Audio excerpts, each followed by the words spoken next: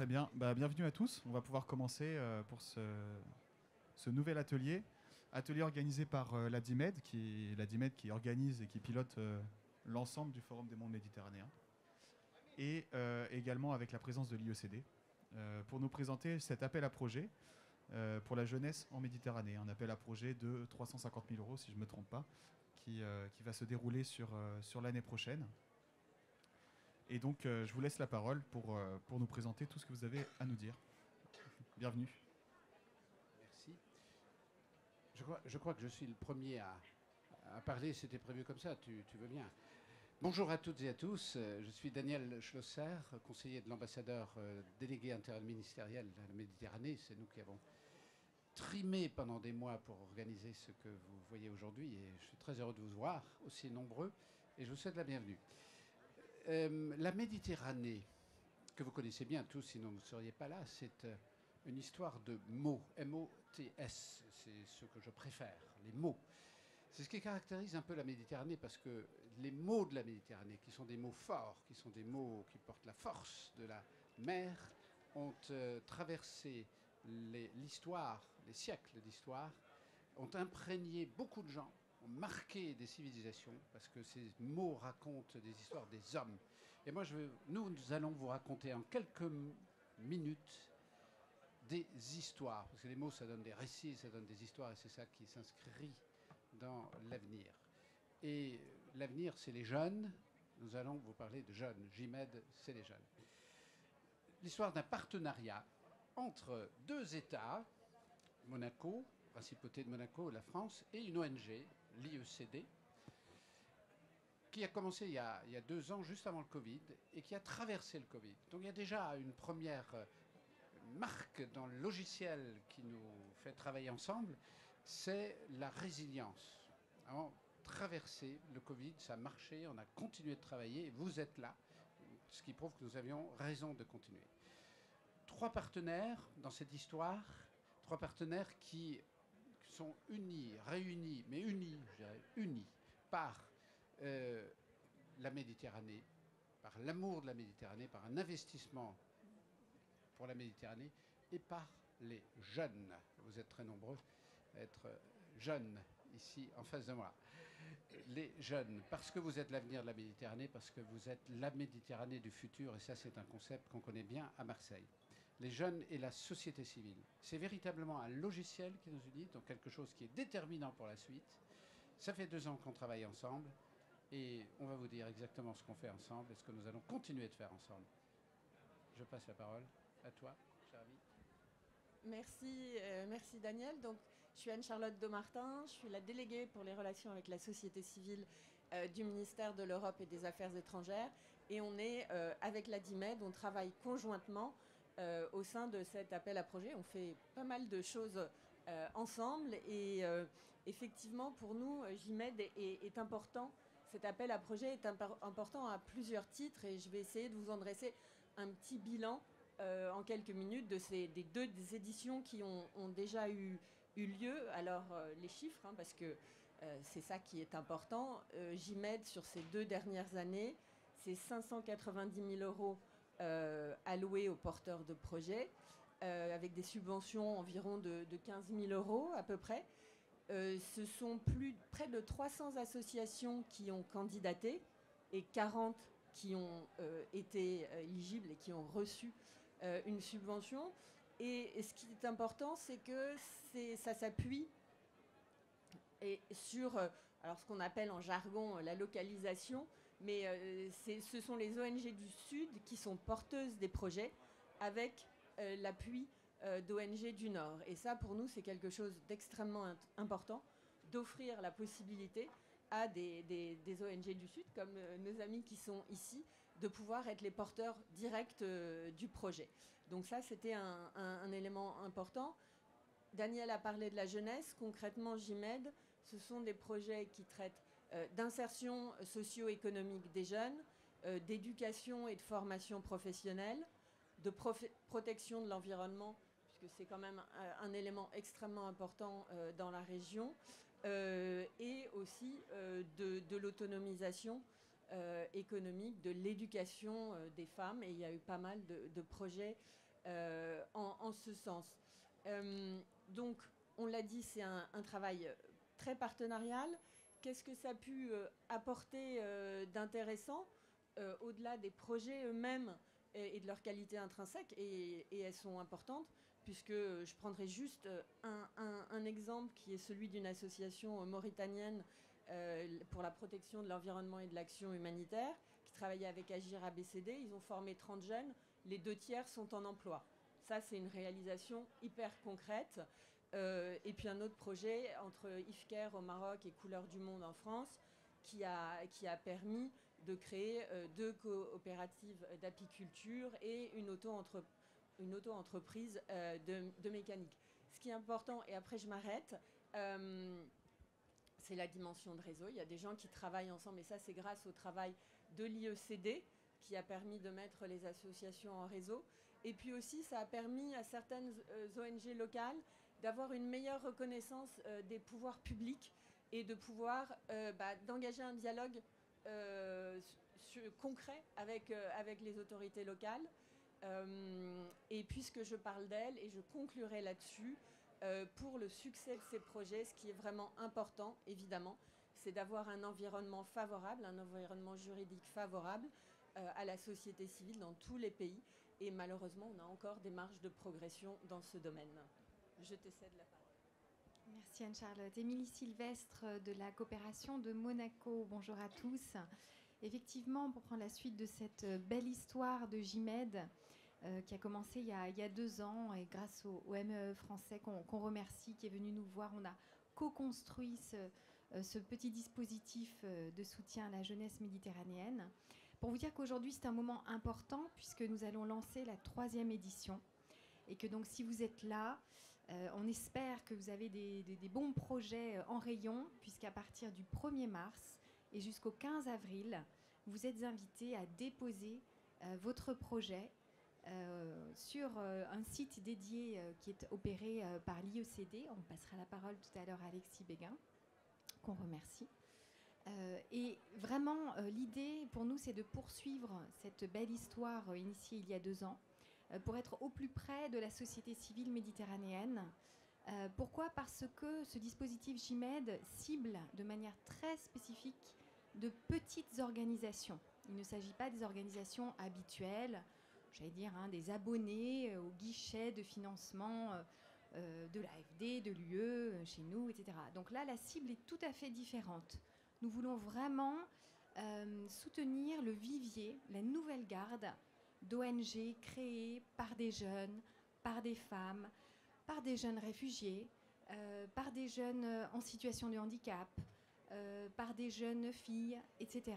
Donc vraiment, nous ciblons une nouvelle garde d'organisations qui émergent en Méditerranée, depuis la Mauritanie jusqu'au Liban. Et puis, ce qui est important aussi pour nous, c'est le leadership de ces organisations. Anne-Charlotte en parlait, il faut qu'elles puissent évoluer dans un cadre réglementaire favorable. Donc, ce dispositif est aussi là pour les accompagner, les renforcer dans leurs compétences en gestion de projet, en drafting de projet, en suivi mise en œuvre, pour qu'elles puissent grandir. Donc, JIMED, c'est vraiment pour nous un dispositif pour les accompagner au mieux. Et je passe la parole à Alexis Béguin de l'IECD, que nous remercions de porter avec nous ce projet. Merci Émilie. L'IECD, Institut européen de coopération et développement, donc, que je représente, dont je suis le directeur, et nous on est là pour faire, on est là pour la mise en œuvre. Donc un grand merci au ministère de l'Europe et des Affaires étrangères, un grand merci à la Principauté de Monaco d'avoir été les promoteurs et à l'initiative de cet appel à projet JIMED. On est là pour être à l'écoute des porteurs de projets, à l'écoute des associations, à votre service pour mettre en œuvre cette 3e édition d'appel à projet. Et pour nous, les moyens financiers sont essentiels. C'est un moyen essentiel pour arriver à apporter le développement en Méditerranée, pour permettre à toutes les associations de la société civile, à la jeunesse, de concrétiser ces projets. Mais au-delà des moyens financiers, ce qui nous paraît le plus important, ce sont les personnes, les hommes, les femmes qui sont derrière ces projets, et l'accompagnement que l'on peut, les liens que l'on peut tisser, que l'on peut nouer dans la durée. Tout ça est affaire de temps, et on est heureux que il n'y ait pas eu seulement une édition, mais qu'il y ait eu cette troisième édition, et puis peut-être d'autres derrière qui suivront. En attendant, je passe la parole à nos amis de l'APEH qui viennent de Mauritanie pour un petit témoignage sur ce que ces éditions précédentes de l'appel au projet ont permis de changer pour eux. Merci. Donc, moi, c'est Djibril Ba. Je suis le secrétaire exécutif de l'ONG APAH, Association pour la protection de l'environnement et l'action humanitaire. On est basé en Mauritanie, à Nouadhibou, au nord-ouest du pays. L'ONG est accréditée par la francophonie, auprès de la francophonie. C'est à ce titre que nous participons à une commission qui s'appelle Commission C, éducation de la francophonie, dans laquelle on a un partenaire français qui s'appelle Agir ABCD. Agir ABCD, c'est une organisation de retraités bénévoles en France. Donc, c'est avec Agir ABCD qu'on a ficelé ce projet, notre projet, qu'on a exécuté le projet. C'est notre partenaire de l'autre rive. Voilà, donc au moment où l'appel à projet a été lancé, on venait de terminer une étude sur l'offre de formation professionnelle à Nouadhibou, sur les opportunités et tout. Et voilà, donc on a soumissionné notre projet pour former 30 jeunes sur des métiers porteurs, donc qui répondent au marché de l'emploi. Donc ce qu'on avait identifié comme filière, c'était la mécanique, l'informatique et les énergies renouvelables appliquées au bâtiment et voilà, au métier de la mer aussi. Voilà, donc nous avons formé 30 jeunes, dont 15 filles, issus de familles modestes, vulnérables, impactées par la pandémie du Covid-19, mais aussi, figurez-vous, aussi victimes de ce qu'on appelle au pays les séquelles de l'esclavage. Donc, c'est des jeunes qui n'avaient pas suffisamment de moyens pour faire des formations professionnelles. Donc, qu'on a identifié pour les former sur ces métiers-là. Et dans la foulée, on les a menés en stage dans des entreprises pendant 3 mois. Et à l'issue de cette formation et de ces stages, on a organisé une grande conférence dans laquelle on a convié des chefs d'entreprise, des promoteurs d'usines, des autorités, pour leur présenter notre produit et capitaliser avec eux tout ce qu'on a fait dans ce projet-là. Voilà, donc aujourd'hui, plus de 3/3 de ces jeunes ont trouvé un emploi et les autres ont pu continuer leur filière normale dans l'établissement technique pour avoir le CAP ou le BT. Donc pour nous, c'est un projet réussi grâce à l'IECD, grâce à l'appui aussi de Cécile Allais, qui est là, qui est notre vis-à-vis, avec laquelle on a fait ce projet-là. Et je vous remercie. Merci beaucoup. Moi, c'est Pape Adama Diop, donc de l'association Kermour pour la rénovation. Je suis le chargé de suivi et évaluation du projet revitalisation de la mare de Kher.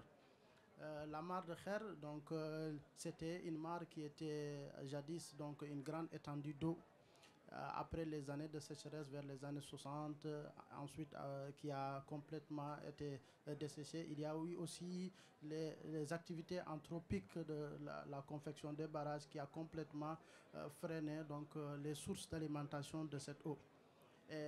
L'année passée, donc, avec l'histoire de la Covid-2019, donc, il y a eu un impact sur la population locale. Donc, il y a eu les fermetures des frontières. Donc, les jeunes n'avaient pas la possibilité d'aller vers les capitales, n'avaient pas la possibilité d'avoir des ressources halieutiques. L'idée était donc de trouver des solutions pour un peu améliorer leurs conditions de vie. C'est là que l'idée était revenue de penser donc, à la restauration de la mare de Kher. Donc on avait l'idée de projet, maintenant on avait un souci, c'était de trouver des partenaires. Dans la quête de partenaires ou bien recherche de partenaires, donc on est allé rencontrer le GRET qui nous a parlé de cet appel à projet. Donc il nous a dit, voilà, donc essayez de voir est-ce que vous pouvez tenter votre chance et trouver un financement. Ce qu'on a réussi à trouver et à monter ce projet. Donc ce qui nous a permis d'alimenter la mare en eau, de développer la pisciculture, donc de restaurer donc, la biodiversité qui tournait autour de la mare. Ça a permis donc à la jeunesse de pouvoir pêcher, de pouvoir développer l'agriculture autour de la mare. Ça a permis aux femmes donc, qui n'avaient pas de possibilité d'avoir tout le temps des ressources halieutiques, de pouvoir pêcher au niveau de la mare. Ça a permis aussi des populations d'éleveurs qui vivaient à côté de la mare d'avoir de l'eau disponible pour pouvoir pratiquer le maraîchage et aussi pour pouvoir avoir de l'eau pour abreuver le cheptel qui était autour. Donc, grâce à la GIMED, nous avons pu concrétiser vraiment le projet qui tenait à cœur donc, à la population locale. Donc, ça a permis aussi à ces jeunes donc, qui n'avaient pas d'emploi d'avoir de l'emploi saisonnier et d'avoir de quoi donc, tirer profit des ressources de la mare. Ça a permis aussi à la biodiversité de se régénérer. Donc, c'est aussi aujourd'hui donc, une occasion de témoigner de l'importance de la GIMED et de l'importance de nos partenaires comme les SCD qui nous ont vraiment soutenus, qui nous ont suivis donc, tout au long de ce processus de restauration de la mare. Donc c'est une occasion aussi de remercier l'ensemble des partenaires et des bailleurs qui ont cru vraiment à notre projet et qui nous ont accompagnés dans ce sens. Voilà.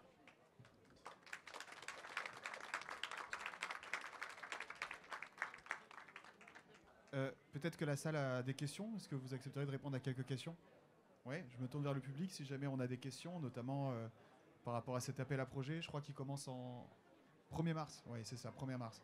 Vous avez peut-être des questions si vous êtes représentant de la société civile sur la possibilité de candidater et sur les retombées que cet appel à projet Et vous pouvez venir au stand Méditerranée Nouvelle Chance. Pardon? Le numéro 38. Le stand numéro 38. Si vous voulez avoir des informations, poser des questions, n'hésitez pas à venir nous retrouver au stand Méditerranée Nouvelle Chance. Est-ce qu'il y a des questions du public?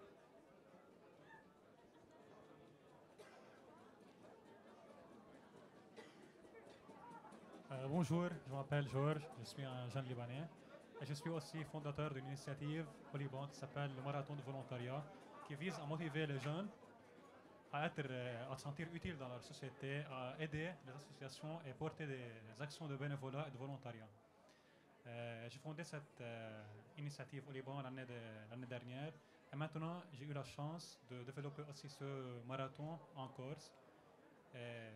Je vais vous demander si le Liban est éligible pour profiter de cette aide. Bien sûr, marhaba Lubnan. Bien sûr, le Liban est évidemment dans le lot des pays éligibles.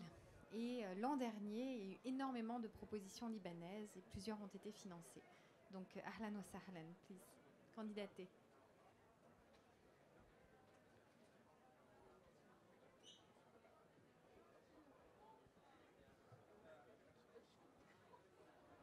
Thanks. My name is Diego. I'm from Cyprus, and I was wondering if Cyprus is one of the eligible countries because I missed the start of the talk. So sorry, Cyprus is not part of the eligible countries, but we may think about it. So Cool. Thanks for this input.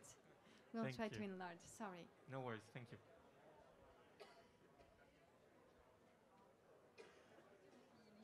Alors, les pays éligibles, absolument, la Mauritanie, le Maroc, l'Algérie, la Tunisie, la Libye et le Liban, pour les porteurs de projets. Et ces porteurs de projets devront trouver des partenaires, soit de ces pays-là, coopération sud-sud, soit coopération sud-nord, et à ce moment-là, trouver un partenaire espagnol, portugais, français, italien ou monégasque. Voilà. Est-ce qu'il y a des organisations qui pensent candidater à GIMED? Ah, c'est RIWA, ça c'est Sciences Po, Paris, Campus Menton, Moyen-Orient, Méditerranée. Merci RIWA. Est-ce qu'il y en a d'autres? Bon, bah il faut, hein. Jeune homme, Georges, on compte sur vous. N'hésitez pas et venez au stand numéro 38 pour avoir plus d'informations sur les modalités de participation. On compte vraiment sur vous, sur la jeunesse. Ce dispositif est vraiment fait pour vous, hein. Merci beaucoup, on peut les applaudir.